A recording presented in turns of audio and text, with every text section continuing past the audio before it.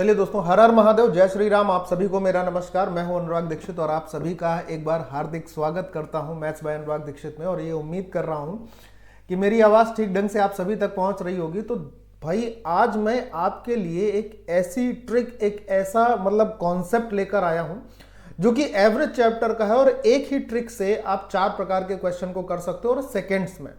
जैसा मैं हर बार बोलता हूं, सेकेंड्स में और करके भी बताता हूं। आप किसी भी एग्जाम की तैयारी कर रहा हूं, अपकमिंग 25 नवंबर से होने वाले एलपी यानी रेलवे के एग्जाम की, या सीएचएसएल, एसएससी, सीजीएल मेंस की तैयारी कर रहा हूं, किसी भी तैयारी कर रहा हूं, आप इस ट्रिक को देखिए। ये आपके लिए हमेशा काम आने वाली है क्योंकि ऐसे क्वेश्चन हमेशा रिपीटेड क्वेश्चन की श्रेणी में आते हैं। इस ट्रिक को मैंने कोरोना से पहले इसी चैनल पे पढ़ाया था, लेकिन अब वो वीडियोस आपको बहुत ढूंढनी पड़ेगी। हो सकता है उसका थंबनेल भी कुछ ऐसा हो जो आपको ना मिल पाए, लेकिन अगर आप ढूंढेंगे तो मिल जाएगी। तो ठीक है, वो जो हुआ सो हुआ। अभी मैं फिलहाल इस ट्रिक को आपको एक बेहतरीन लेटेस्ट क्वेश्चंस के साथ फिर से बताने वाला हूं, कुछ नई वैल्यू ऐड करके। चलिए शुरू कर लेते हैं, बहुत ध्यान से देखिएगा। आप फर्स्ट क्वेश्चन ये देख पा रहे होंगे। आपने देखा होगा कि किसी भी एग्जाम की बात करें, वनडे एग्जाम में, तो एवरेज में उसमें ओवरलैपिंग और ब्रेकिंग वाले क्वेश्चन, जैसा ये क्वेश्चन आपके पास दिख रहा है और आगे भी ये क्वेश्चन आपको दिख रहे होंगे, मैं एक बार दिखाई देता हूं। 8 क्वेश्चन है। ये सारे के सारे क्वेश्चन हर एग्जाम में लगभग तय माने जाते हैं, आते ही आते हैं। चलिए शुरू करता हूं ऐसे क्वेश्चंस की एक बेहतरीन तरीका। देखिए सवाल क्या कह रहा था। सवाल कह रहा था 21 प्रेक्षण का माध्य जो है ना वो 42 है, 42 है, जिसमें से पहले यदि दिए गए 21 प्रेक्षण में पहले जो 11 प्रेक्षण है उनका माध्य आपके पास 50 है और अंतिम जो 11 प्रेक्षण है ना उनका माध्य आपके पास 35 दिया हुआ है। तो 11वें प्रेक्षण का माध्य क्या है, पहले जो मैं समझा रहा हूं उसको समझ लीजिएगा एक बार ध्यान से, फिर आपका काम आसान हो जाएगा।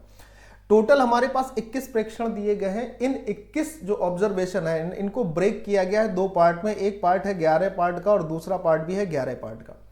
तो 11 और 11 मिलकर क्या हो गया, 22 हो गए। मतलब एक जो ऑब्जर्वेशन है वो कहीं ना कहीं ओवरलैप किया होगा, यानी 2 बार आया होगा। तो आपको करना क्या होता है, जो ओवरलैप हिस्सा जो ब्रेक करने के बाद ये जो 2 टुकड़े बनते हैं इनको जोड़कर जो पहले वाला हिस्सा होता है ना उसको माइनस करना होता है। इसे आप डेविएशन से भी लगा सकते हैं, लेकिन मैं उससे भी सरल एक तरीका आपको बता रहा हूं। जब कभी भी आपके पास दिए हुए ऑप्शन में सारे के सारे ऑप्शन ऐसे दिए हुए हो इस क्वेश्चन के जिसकी यूनिट डिजिट अलग अलग हो, इकाई का अंक अलग अलग हो, तो क्या करना है, ध्यान से सुनना भाई। आपको क्या करना है, ये जो 11 प्रेक्षण दिए थे जिसका माध्य 50 था, इसका यूनिट डिजिट अगर आप देखेंगे तो इसका यूनिट डिजिट 0 होगा। अंतिम 11 प्रेक्षण का जो माध्य 35 था, इसका यूनिट डिजिट देखेंगे तो इसका यूनिट डिजिट 1 × 5 यानी 5 आ जाएगा। तो आपके पास टोटल 22 प्रेक्षण जो है ना उसका यूनिट डिजिट 5 रहेगा। और यहां पर अगर आप देखें तो 21 जो प्रेक्षण दिए थे ना उसका यूनिट डिजिट अगर निकालेंगे 2 आ जाएगा। तो 22 प्रेक्षण के टोटल में से अगर हम 21 प्रेक्षण के टोटल को घटा देंगे तो अपने पास जो भी आंसर होगा उसका यूनिट डिजिट 3 होगा। 3 का मतलब ऑप्शन नंबर बी हमारा सही जवाब हो जाएगा। सेम क्वेश्चन ऐसे ही आपको निपटाना है। 11 संख्याओं का माध्य 44 है, इसका यूनिट डिजिट क्या मिलेगा, तो आप बोलोगे सर 4 एकम 4, इसका यूनिट डिजिट 4 आ जाएगा। करेक्ट है ना, आएगा ना। इसमें से जो पहली 6 संख्याएं है ना उसका यूनिट डिजिट हमारे पास उसका माध्य हमारे पास 39 दिया है, तो इसका यूनिट डिजिट 9 × 6 = 54 यानी कि 4 आएगा। आखिरी की 6 संख्याओं का माध्य 48 दिया है, तो अगर हम यहां से यूनिट डिजिट निकालेंगे तो 6 × 8 = 48 आएगा, यानी 8 आएगा। 6 और 6 12, इनका यूनिट डिजिट क्या होगा मेरे प्यारे दो, 8 4 12 के 2, और हमें क्या माइनस करना है, 4 माइनस करना है। तो अब 2 में से 4 कैसे माइनस करेंगे, एक कैरी, यानी इसको 12 अगर हम मान लेते हैं तो 12 - 4 हमारे पास 8 आ जाएगा। यानी आंसर वो होगा जिसका यूनिट डिजिट 8 हो, इकाई का अंक 8 हो। तो ऐसा एक ही ऑप्शन है अपने पास, ऑप्शन नंबर सी है। अगला सवाल देख लेते हैं मजेदार ढंग से। अभी इसमें हम और भी आपको वेरिएशन बता देंगे, आपको बड़ा आनंद आ जाएगा, कसम से बता रहा हूं इस क्वेश्चन में। ठीक है, चलिए देखिए। 81 परिणाम है, औसत 54 है, प्रथम 59 परिणाम दिए हुए हैं और आखिरी में अंतिम 21 परिणाम दिए हुए हैं। तो 59 और 21 को अगर आप जोड़ेंगे तो 80 ही होगा। तो इन 80 परिणामों का जो टोटल होगा ना वो 81 परिणाम के टोटल से कम होगा। तो अब की बार इससे इसके यूनिट डिजिट से इन दोनों के यूनिट डिजिट को घटाना होगा। 81 परिणाम जिसका औसत आपके पास 54 दिया था, इसका इकाई अंक क्या आएगा, 4 एकम 4 माइनस, यहां पर देखिए 9 दूनी 18 का 8 हो जाएगा। और यहां पर इकाई का अंक क्या होगा, 1 × 0 का मतलब 0 हो जाएगा, तो ये प्लस में 0 रहेगा। आपके पास क्या आ जाएगा, आपके पास आ जाएगा 4 - 8। अब 4 - 8 यानी कि 14 में से 8 घटाना है, तो यूनिट डिजिट क्या मिलेगी, तो आप बोलोगे सर 6 मिलेगी। और 6 यूनिट डिजिट सिर्फ एक ही ऑप्शन में दी थी, ऑप्शन सी, तो आपका आंसर ये हो गया। सेकेंड्स में क्वेश्चन लगेंगे। ठीक, वैसा ही ये क्वेश्चन है, सेकेंड्स में क्वेश्चन लगेंगे जैसा मैंने बोला है। 6 परिणामों का औसत 49 है, अंतिम 6 का 52 है। तो देखिए यहाँ पर यूनिट डिजिट क्या मिलेगी अपने पास, 6 9 जा 54 यानी 54 मिलेगी। और यहाँ पर यूनिट डिजिट क्या मिलेगी, 6 दूनी 12 मिलेगी। इन दोनों को जोड़ने पर इकाई का अंक अपने पास 6 आ जाएगा। और जो शुरुआत के 11 परिणाम थे ना, इनका यूनिट डिजिट 0 आ जाएगा, यानी 6 माइनस 0 का मतलब हमारे पास जो आंसर होगा उसका इकाई अंक 6 होना चाहिए। तो एक ही ऑप्शन है जिसका इकाई अंक 6 है, आंसर हो गया। कोई दिक्कत आ रही है? नहीं आ रही है ना। अब देखो यहां पर सवाल पर ध्यान से देखना, सवाल नंबर 5वें पर मेरे दोस्त, इसमें क्या हो रहा है सवाल नंबर 5वें पर। आप सबसे पहले क्वेश्चन पढ़ने के बाद एक नजर ऑप्शन पे भी रखा करो, क्योंकि ये सारे के सारे क्वेश्चन ना, एक मिनट, ये सारे के सारे क्वेश्चन अगर आप इनको ध्यान से देखें तो ये सारे के सारे क्वेश्चन एग्जाम के क्वेश्चन है, मतलब ये एग्जाम में आए हुए पूछे हुए क्वेश्चन आप देख पा रहे होंगे। ठीक है, तो अब क्वेश्चन पढ़ने के बाद एक नजर जैसे ही ऑप्शन पे गई तो हमें ये दिखाई दिया कि भाई अरे यार, यहाँ तो सारे के सारे जितने भी ऑप्शन है ना, सबकी यूनिट डिजिट तो सेम है, 5 ही है। अब क्या करेंगे सर, हमारा यूनिट डिजिट वाला फंडा तो फेल हो गया। सर अब कोई तरीका है? अब जब यूनिट डिजिट आपकी काम ना करे तो आप तुरंत लगाना डीएस यानी कि डिजिट सम। जैसे इस सवाल को पढ़ते हैं, 4 सप्ताह की अवधि के दौरान वस्तुओं पर एक परिवार का साप्ताहिक व्यय जो है, यानी कि एक सप्ताह में जो होने वाला औसत व्यय था वो 1475 था। ठीक है, 1475 था। अब यहां पे इसका तुरंत डीएस निकाल लीजिए, डिजिट सम 1475 का क्या हो जाएगा, तो आप बोलेंगे 7 5 12 12 4 16, 16 1 17, 17 का डीएस हो जाएगा 8। और यहां पर सप्ताह कितने थे, 4 थे, तो इसका मल्टीप्लाई यहां पे रहेगा ना, तो आप बोलोगे 4 8 32, 32 का डीएस 3 और 2 5 आ जाएगा, यानी कुल मिलाकर डीएस हमारे पास यहां पर आया 5। करेक्ट। दूसरी बात, इसमें से जो 3 महीने हैं ना, ये 3 सप्ताह हैं, इनका डीएस हमारे पास दिया हुआ है, तो इनका डीएस देख लीजिए। जैसे इसका डीएस अगर हम देखेंगे तो हमारे पास 2 और 1 3 आएगा, इसका डीएस 5 और 1 6 आएगा, इसका डीएस देखिए 7 5 12 और 2 और 1 3 6 3 9। तो इन तीनों का जो टोटल डीएस आएगा ना, इन तीनों का टोटल डीएस कितना आएगा, 3 आएगा। अब भाई 5 में से अगर आप 3 घटा देंगे, मतलब टोटल का डीएस 5 में से इन 3 सप्ताह का अगर डीएस आप घटाएंगे तो आपके पास जो रिजल्ट होगा, रिजल्ट का डीएस क्या होना चाहिए, 2 होना चाहिए ना 2। तो हमें यही चेक करना है कि कौन सा ऑप्शन ऐसा है जिसका डीएस 2 आ रहा है। तो मेरे प्यारे भाई देखो यहाँ पर 7 2 9 खत्म, 5 और 1 6 है डीएस।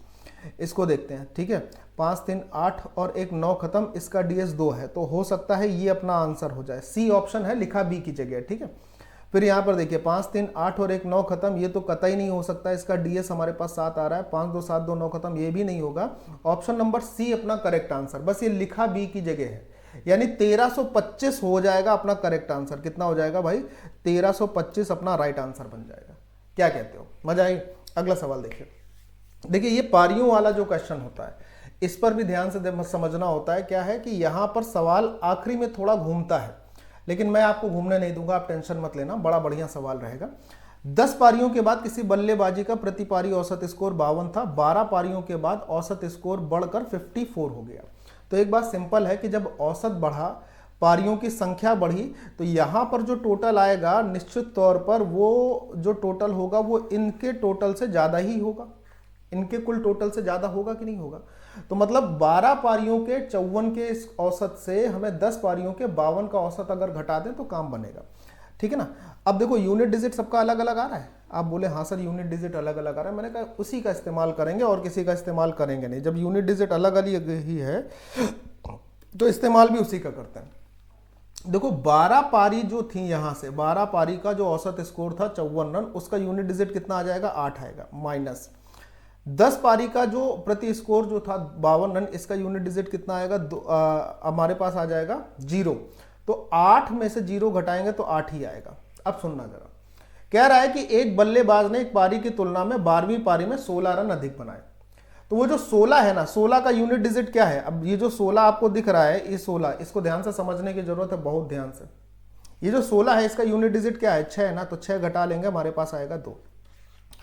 ये जो हमारे पास 2 पारियां बची थी, 2 पारी, इस 2 पारी में जो हमारा टोटल स्कोर रहा होगा उसका यूनिट डिजिट कहीं ना कहीं हमें 2 दिखाई दे रहा होगा।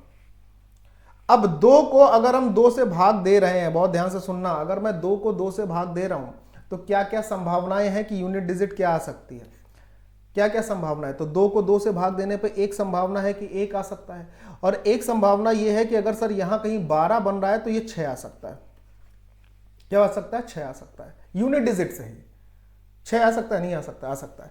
तो एक वाला हमारे पास कि एक तो कहीं यूनिट डिजिट में ऑप्शन वाला ही नहीं है, तो हमारा आंसर कौन सा होगा? 6 वाला होगा। लीजिए आंसर हो गया। मैं इस सवाल को आपको थोड़ा डिटेल में भी समझा देता हूं। यूनिट डिजिट से हो सकता है पॉसिबली, हालांकि ये शॉर्ट ट्रिक है कि कुछ बच्चों को ये लगा हो कि यार सर अगर इसके साथ साथ ना अगर कॉन्सेप्ट भी थोड़ा सा बता ही देते तो मजा ही आ जाती। ठीक है, ये देखो आप समझना जरा, ये भी एक शॉर्ट ट्रिक है। 10 पारी का औसत स्कोर कितना था भाई? 52 था। 12 पारी का जो औसत स्कोर हो गया वो कितना हो गया? 54 हो गया, 54 रन हो गया। देखो यहां से ये औसत कितना बढ़ा? तो आप बोलोगे 2 बढ़ा, है ना। और यहां पर देखें तो पारियां कितनी बढ़ी? तो आप बोलोगे सर पारियां भी 2 ही बढ़ी हैं। ऐसे केस में क्या करते हैं? ऐसे केस में इसका इसके साथ मल्टीप्लाई होता है मेरे भाई, इसका इसके साथ मल्टीप्लाई होता है, दोनों को ऐड कर देते हैं। तो 10 दूनी 20, 54 दूनी 108 प्लस 20 टोटल हो गया 128। यानी हमारे पास ये जो 2 पारियां है ना, ये वाली 2 पारियां, इन दोनों पारियों में टोटल स्कोर कितना बना है? इन दोनों पारियों का टोटल स्कोर है 128 रन। बात समझना, अगर ये पूछा जाता है कि इन दोनों पारियों का टोटल स्कोर क्या होता तो क्या बोलते? 128 होता। थोड़ा डिटेल बता रहा हूं ताकि ये जो शॉर्ट ट्रिक इस सवाल में लगी ना आपको, एकदम पल्ले पड़ जाए, एकदम भन बना के आ जाए। ठीक है, मजा आ जाए। अब इसमें 2 पारी में जो 128 रन बने हैं, इसमें एक पारी में 16 रन ज्यादा बने थे, एक पारी में 16 रन कम बने थे। तो देखो हमारे पास जो हमारा यूनिट डिजिट आया था ना 8, उसमें हमने 16 का यूनिट डिजिट 6 घटाया था कि नहीं घटाया था? तभी तो ये 2 आया था। तो यहां पर हम क्या कर रहे हैं कि इसमें हम पहले 16 घटा देते हैं जो एक्स्ट्रा बना है हमारे पास। तो हमारे पास क्या आ जाएगा? 112 आ जाएगा। 112 को 2 बराबर पार्ट में डिवाइड कर लीजिए, एक 56 हो जाएगा, दूसरा भी 56 होगा। अब एक पारी में अगर 16 रन ज्यादा बने तो इसका मतलब एक पारी में रन बने होंगे 72 और एक पारी में रन बने होंगे 56। तो यही पूछ रहा था ना, 11वीं पारी में उसने कितने रन बनाए? तो 11वीं पारी में उसके रनों की संख्या जो रही होगी वो 56 रही होगी। अगली पारी में उसने 16 ज्यादा बना दिए होंगे तो 72 बन गया होगा। और 56 का यूनिट डिजिट देखिए तो 6 ही है। अब आपको ये बात एकदम स्पष्ट समझ में आ गई होगी। देखिए ये ऑप्शन भी यहां पर है बी, लेकिन लिखा सी की जगह है, तो टेंशन मत लेना, ठीक ना। अब आपको ये बात मुझे लगता है बेहतर समझ में आ गई होगी कि ये शॉर्ट ट्रिक तो सर ऐसे क्वेश्चन के लिए बड़ी जानदार है, एकदम मजा दे देगी ना। ये देखो सवाल नंबर 7वां क्या कह रहा है? 4 संख्याएं हैं WXYZ को आरोही क्रम का मतलब छोटे से बड़े के क्रम में लगाया गया। सबसे छोटी 3 संख्याओं का औसत 22 है, जबकि सबसे बड़ी 3 संख्याओं का औसत 28 है। इन आंकड़ों का परास क्या होगा? होता क्या है ना कि अब जैसे इसमें मान लीजिए सबसे छोटी 3 संख्याएं ये हैं, सबसे बड़ी 3 संख्याएं ये हैं। अब इनका पहले बच्चा टोटल निकालता है, टोटल निकालने के बाद दोनों का सब्ट्रैक्शन करता है, फिर उसका आंसर आता है परास के लिए। लेकिन मैं क्या बता रहा हूं ना आपको ये सब करना ही नहीं। जो परास है ना, जो रेंज है, रेंज का मतलब सबसे पहले तो आप ये समझ लीजिए कि जो मैक्सिमम वैल्यू है, मैक्सिमम में से आपको क्या माइनस कर देना है? मैक्सिमम में से जब आप मिनिमम को माइनस कर लेते हैं ना तो वो रेंज कहलाती है, यानी परास कहलाता है। ठीक है, यही काम आपको यहाँ पे करना है। आप ऐसे जब भी प्रश्न आए, ऐसा प्रश्न देख लीजिए, कभी आगे और करा दूंगा, ऐसा प्रश्न देख लीजिए, आपको कुछ भी करने की जरूरत नहीं, जो बता रहा हूं उसको ध्यान से देखना। ये जो हमारे पास नंबर दिए हैं ना, इनका डिफरेंस ले लो फटाक से पहले, तो आप बोलोगे इनका डिफरेंस सर 6 है। और जो नंबर के पेयर थे ना वो 3-3 नंबर के ही थे ना, तो ये आप पहले गुणा करो, ये अंतर लेने के बाद गुणा करो, सेम बात रहेगी। और तो इसमें 3-3 नंबर का जो पेयर था सीधे गुणा कर दीजिए, तो रेंज आपके पास सीधे आ जाएगी 18 होगी इनकी रेंज। ऑप्शन नंबर बी आपका आंसर। सेम क्वेश्चन ये है। अब जैसे यहाँ पे भी रेंज निकालनी है, ये भी क्वेश्चन देखिए एग्जाम का ही है। रेंज निकालनी है तो आपको कुछ नहीं करना है, इन दोनों का अंतर ले लीजिए, इन दोनों का अंतर आ जाएगा 4, और 3-3 अंकों का ही पेयर है ना, 3-3 अंक का पेयर है तो 3 से मल्टीप्लाई, यानी 4-3 12। तो आपके पास जो रेंज आएगी यानी जो परास आ जाएगा वो ऑप्शन नंबर बी 12 आ जाएगा। सवाल खत्म हो जाएगा। कैसी लगी ट्रिक ये जरूर बताइएगा। यूनिट डिजिट, डिजिट सम और इनका यूज करके आपको एवरेज की 8 ट्रिक से 4 प्रकार के क्वेश्चन करना मैंने आज सिखाया है। जरूर अपना प्यार और स्नेह कमेंट बॉक्स के माध्यम से मुझे जरूर बताइएगा कि कैसी लगी आपको ट्रिक, और ऐसी आगे आपको और कौन से चैप्टर चाहिए जिसमें इस प्रकार की ट्रिक का आप इंतजार कर रहे हैं। साथ ही साथ टेक्स्ट बुक के मॉक टेस्ट, एग्जाम में आने वाले क्वेश्चन, और एक छोटी सी सीरीज अभी मैं बहुत बढ़िया सी सीरीज चलाऊंगा जो आपके आगामी एग्जाम्स के लिए बहुत फायदेमंद होगी। ठीक है, बस प्यार और स्नेह देते रहिएगा, और चैनल को सभी लोग ऐसी ट्रिक्स पाने के लिए जुड़ते रहिएगा, फॉलो करते रहिएगा और कमेंट करते रहिएगा। बाय बाय, जय हिंद एंड टेक केयर दोस्तों। हर हर महादेव।